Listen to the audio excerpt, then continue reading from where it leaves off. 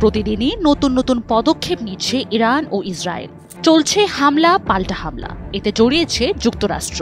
দ্রুত তেহরান খালি করার নির্দেশ দেয়া, খামেনির অবস্থান নিশ্চিত হওয়া সহ একের পর এক হুঁশিয়ারিও দিয়েছেন প্রেসিডেন্ট ডোনাল্ড ট্রাম্প। পরিস্থিতি যখন এমন, তখন ইসরায়েলের তেল আবিবে অবস্থিত মার্কিন দূতাবাস সাময়িকভাবে বন্ধ ঘোষণা করা হলো।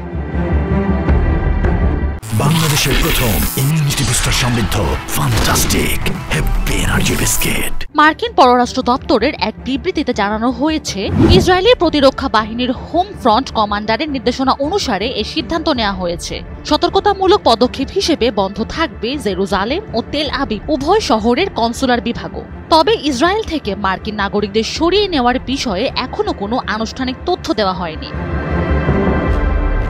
এদিকে নাগরিকদের নিরাপত্তার স্বার্থে ইরান সরকার হোয়াটসঅ্যাপ, টেলিগ্রাম সহ অবস্থান ভিত্তিক অ্যাপ ব্যবহারে নিষেধাজ্ঞা দিয়েছে।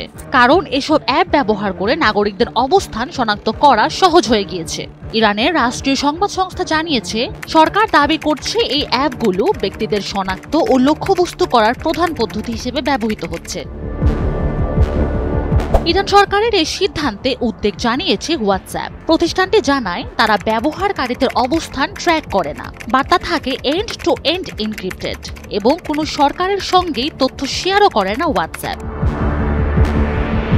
জেরুজালেমে মার্কিন দূতাবাস বন্ধের ঘোষণায় যেমন ইসরায়েলের নিরাপত্তা পরিস্থিতি নিয়ে প্রশ্ন উঠেছে, একই সাথে ইরানের হোয়াটসঅ্যাপ নিষেধাজ্ঞায় প্রযুক্তি ও তথ্যের নিয়ন্ত্রণ নিয়ে জন্ম দিয়েছে নতুন বিতর্কের। Sanjida Afrin, NTV online.